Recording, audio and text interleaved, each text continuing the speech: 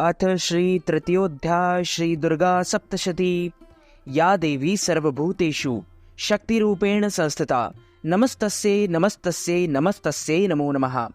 जगदम्बिका के श्री अंगों की कांति उदय काल के सहस्त्रों के सूर्यों के समान है।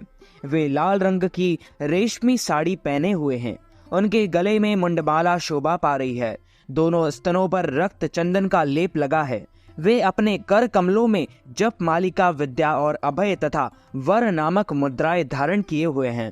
3 नेत्रों से सुशोभित मुखारविंद बड़ी शोभा पा रहे हैं। उनके मस्तक पर चंद्रमा के साथ ही रत्नमय मुकुट बंधा है तथा वे कमल के आसन पर विराजमान है। ऐसी देवी को मैं भक्ति पूर्वक प्रणाम करता हूँ। ऋषि कहते हैं, दैत्यों की सेना को इस प्रकार तहस नहस होते देख महादैत्य सेनापति चिक्षुर क्रोध में भरकर अंबिका देवी से युद्ध करने के लिए आगे बढ़ा। वह असुर रणभूमि में देवी के ऊपर इस प्रकार बाणों की वर्षा करने लगा जैसे बादल मेरुगिरी के शिखर पर पानी की धार बरसा रहा हो। तब देवी ने अपने बाणों से उसके बाण समूह को अनायास ही काटकर उसके घोड़ों और सारथी को भी मार डाला। साथ ही उसके धनुष तथा अत्यंत ऊंची ध्वजा को तत्काल काट गिराया। धनुष कट जाने पर उसके अंगों को अपने बाणों से बींध डाला। धनुष, रथ, घोड़े और सारथी के नष्ट हो जाने पर वह असुर ढाल और तलवार लेकर देवी की ओर दौड़ा। उसने तीखी धार वाली तलवार से सिंह के मस्तक पर चोट करके देवी की भी बाईं भुजा में बड़े वेग से प्रहार किया। राजन, देवी की बाह पर पहुंचते ही वह तलवार टूट गई। फिर तो क्रोध में लाल आंखें करके उस राक्षस ने शूल हाथ में लिया और उसे उस महादैत्य ने भगवती भद्रकाली के ऊपर चलाया।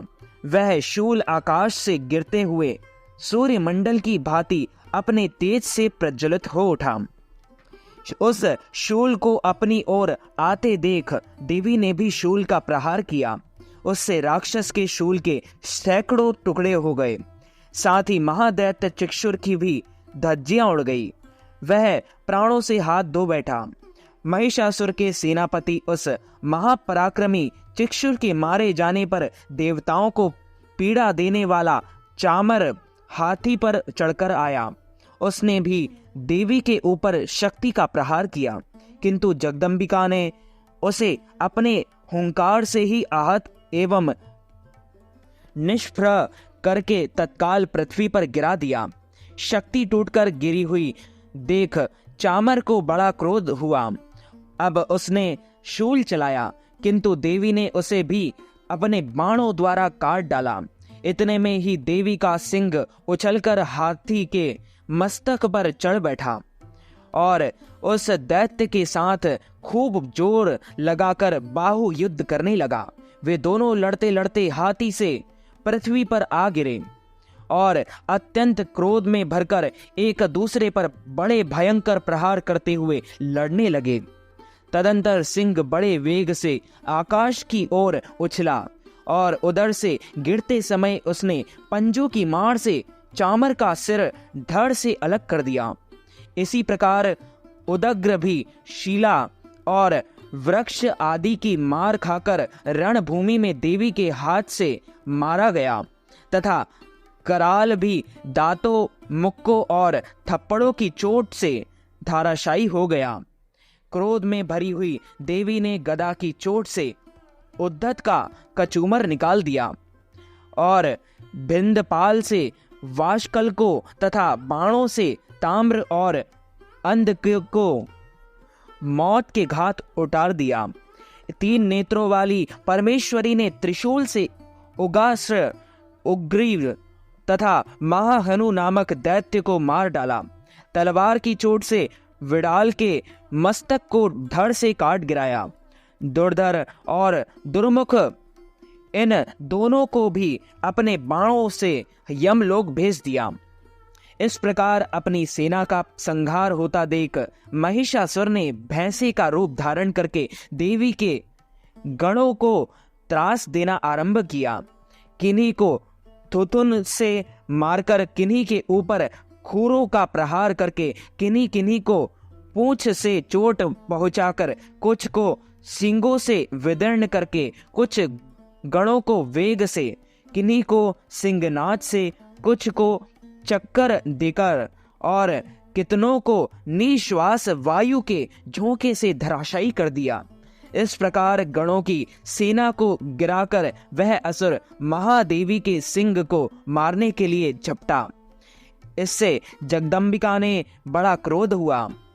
उधर महापराक्रमी महिषासुर ने भी क्रोध में भरकर धरती को खूरों से खोदने लगा तथा अपने सिंगों से ऊंचे ऊंचे पर्वतों को उठाकर फेंकने और गरजने लगा।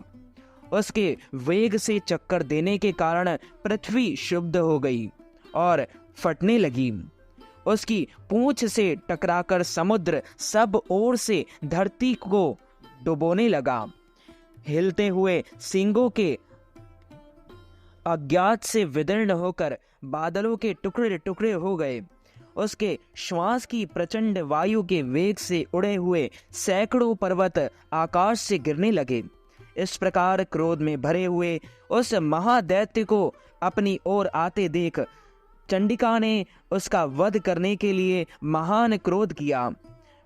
उन्होंने पाश फेंककर उस महान असुर को बांध दिया। उस महासंग्राम में बंध जाने पर उसने भैंसे का रूप त्याग दिया और तत्काल सिंह के रूप में वह प्रकट हो गया। उस अवस्था में जगदम्बा जो कि उसका मस्तक काटने के लिए उद्यत हुई, त्यों ही वह खड्गधारी पुरुष के रूप में दिखाई देने लगा। तब देवी ने तुरंत ही बाणों की वर्षा करके ढाल और तलवार के साथ उस पुरुष को भी बींद डाला। इतने में ही वह महान गजराज के रूप में परिणत हो गया तथा अपनी सूंड से देवी के विशाल सिंग को खींचने और गरजने लगा। खींचते समय देवी ने तलवार से उसकी सूंड काट डाली। तब उस महादैत्य ने पुनः भैंसे का रूप धारण कर लिया और पहले की भांति चराचर प्राणियों सहित तीनों लोकों को व्याकुल करने लगा। तब क्रोध में भरी हुई जगत माता चंडिका बारंबार उत्तम मधु का पान करने और लाल आंखें करके हंसने लगी। उधर वह बल और पराक्रम के मद से उन्मत्त हुआ और राक्षस गरजने लगा और अपने सींगों से चंडी के ऊपर पर्वतों को फेंकने लगा। उस समय देवी अपने बाणों के समूह से उसके फेंके हुए पर्वतों को चूर्ण करती हुई बोली।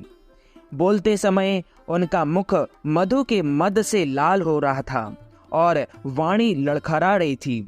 देवी ने कहा, ओ मूढ़, मैं जब तक मधु पीती हूँ तब तक तू क्षण भर के लिए खूब गरज ले।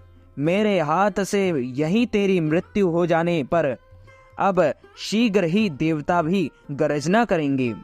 ऋषि कहते हैं, यो कहकर देवी उछली और उस महादैत्य के ऊपर चढ़ गई। फिर अपने पैर से उसे दबाकर उन्होंने शूल से उसके कंठ में आघात किया और उनके पैर से दबाग होने पर महिषासुर अपने मुख से दूसरे रूप में बाहर होने लगा। अभी आधे शरीर से ही वह बाहर निकलने पाया कि देवी अपने प्रभाव से उसे रोक लिया और आधा निकला होने पर भी वह महादैत्य देवी से युद्ध करने लगा। तब देवी ने बहुत बड़ी तलवार से उसका मस्तक काट गिराया। फिर तो हाहाकार करती हुई दैत्यों की सारी सेना भाग गई तथा संपूर्ण देवता अत्यंत प्रसन्न हुए। देवताओं ने दिव्य महर्षियों के साथ दुर्गा देवी का स्तवन किया। गंधर्वराज गाने लगे तथा अप्सराएं नृत्य करने लगी। बोलिए श्री लक्ष्मी नारायण भगवान की जय, जगदम्बे मात की जय, दुर्गा माता की जय, चंद्रघंटा मैया की जय। तो मित्रों, हमारे इस ज्ञानवर्धक वीडियो को आप अधिक से अधिक लोगों को शेयर कीजिएगा, लाइक कीजिएगा, कमेंट कीजिएगा और सब्सक्राइब करके बेल आइकन को भी ऑन कर लीजिए। ऐसे ही नए नए वीडियो देखने के लिए आप सभी को सादर जय श्री कृष्ण, सादर जय माता दी।